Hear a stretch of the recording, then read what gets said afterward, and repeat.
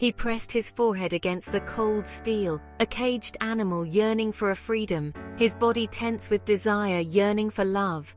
A love he didn't deserve. A love he would ultimately destroy, that he would crush under the weight of his being. His shoulders shook with what I knew was desire. The desire to feel again, the only way he could feel, with the hard slap of his body against naked flesh. He was a master of manipulation. Even now, I watched him, a silent observer. He didn't see me, not really. Couldn't, wouldn't. I was a ghost from a life he wanted to forget, a life he tried to erase, a life he tried to end. But I remembered everything. The way his hands, those large, strong hands, could turn cruel in a heartbeat. The weight of his hard body crushing me, his fingers tightening around my neck. How his eyes, once sparkling with feigned adoration, would turn cold, blue like ice with rage. He was putting on a show for her now. The new one.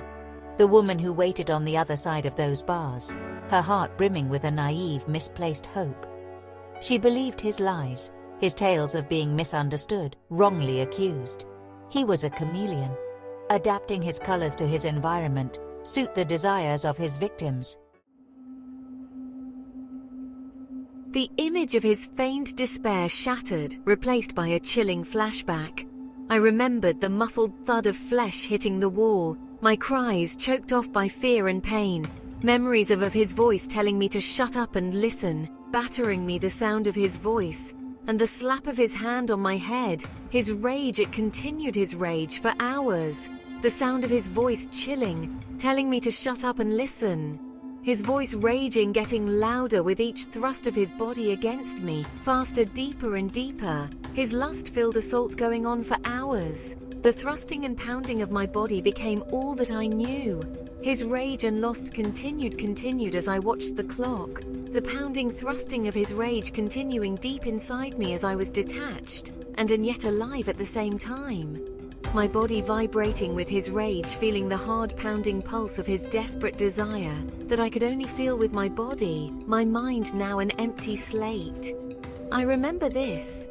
The last time I saw him, this is my last memory. I can still feel him pushing against me with his rage spent, his desire now thrusting into me, ever harder and harder, breaking my body and soul, shattering me with pain and desire.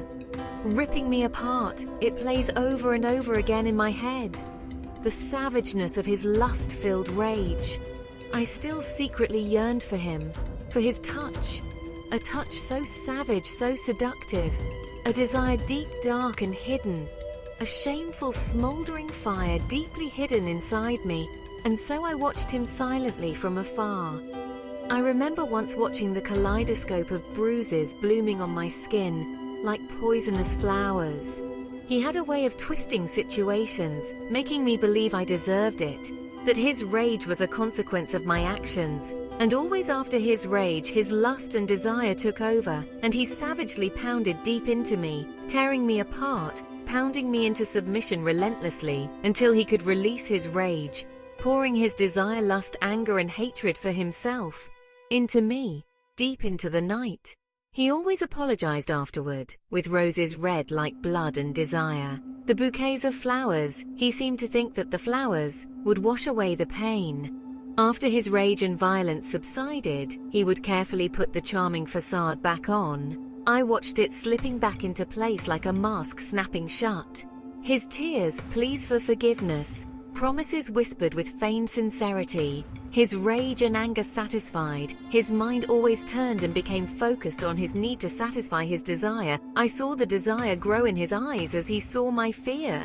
Suddenly his violence became arousal, his body took over and he stopped hurting me. Instead, his slaps turned to caressing, trying to arouse me, wiping away my tears, and his eyes filled with desire as he watched my fear. It was a cycle. A twisted dance of abuse, remorse and desire that he had trapped me in, and it spun faster and faster with each terrifying episode. Then, a new memory, a different woman, but the same terror in her eyes.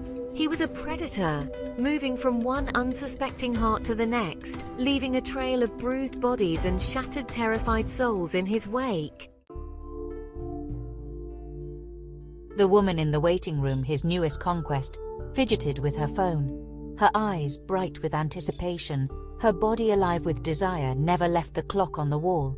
This new one, she was young, vibrant, radiating an innocence he would inevitably savagely destroy.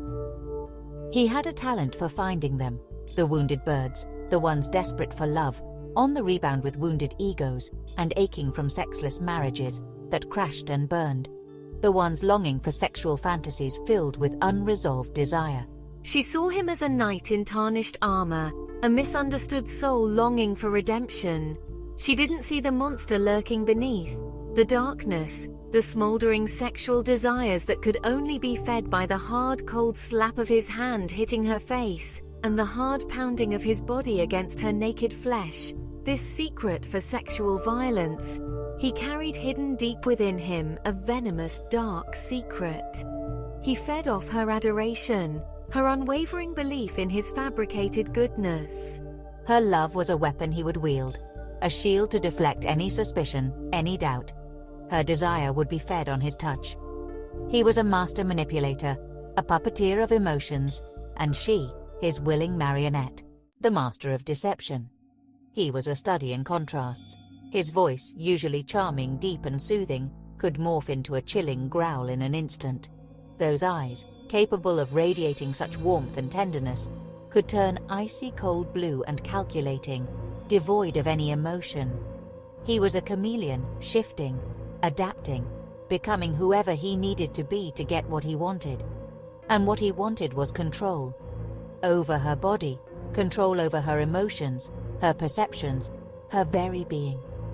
He craved the power and the desire and lust he felt when he crushed her spirit, when he saw the fear flicker in her eyes.